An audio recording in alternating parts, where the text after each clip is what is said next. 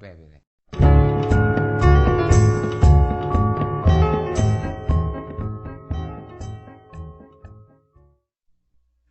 ချီပွေဘုပရာအယန်ဒင်းနဘွဲကဤစံကဇက်ကောဘပူရဝေဤစကမကမရရဲအဝယောဝဇိဘပွညာနောဗျာကအန်ကဇက်ကောဘပူရပြီဤစမငါအန်ဖတ်စပိုင်ဝမငါအဇိဘပွညာဘမင်တုံကွန်မဲဤစမငါဘရရဲဇိပွညာဘနာဇက်အန်ထဇက်ကောပူရဝေအမဝမကမရရဲယာအခazi wuso kam wo mika kundake ke wa mrfode yisa ze gwabe akama won trofonda yisa teninga ke yisa tawo azego burebura ko ya daba kan yisa masiake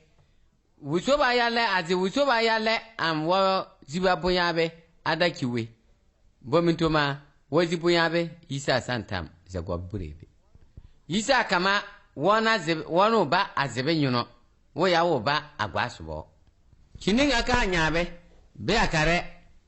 egido nyai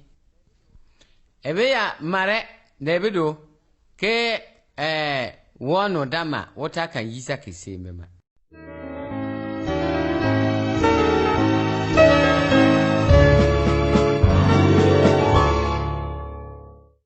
ki bopra ayan piyana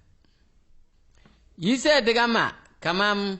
detana zapiyan taw minka kunda gurzi gwawo za ko tab sama anatan za ko tab so za ko tab tama evem seko minka kunda kwai atoma ziba boyamam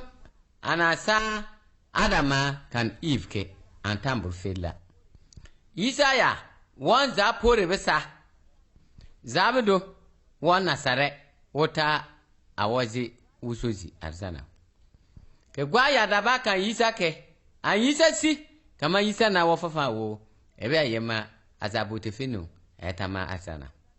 ebe ayem azan zagota ninga ke na sare ambergota ameta ma se ko ebe yire azan zabroto an zafo rebsa anta arza fose bawe drobare bawe ne gwawo ne drobam kebe zapo reusa eta isa wena mparwe za drobare ba yasa ama goni ngoko zago tawsabe ya neta sekobe ya buro drobare uso yen drobam nyenta uso ta uso nen droba kebe enyaso ekizu uso ya ke eya dankina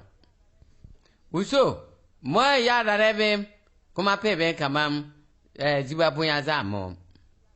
ama mo si nya daba kama ebe nye ne yisabe beta ma ze gobla mo zibuya mintuma be mintuma be mo lenta kumar kana beke mo siya ke mo sa e mo be gwa fer anutam darwo mo leta kunzu yisaw mbeta leninga ke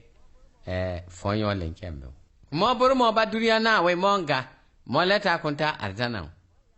yisazi mo ya da rebe kebe mo yo feribe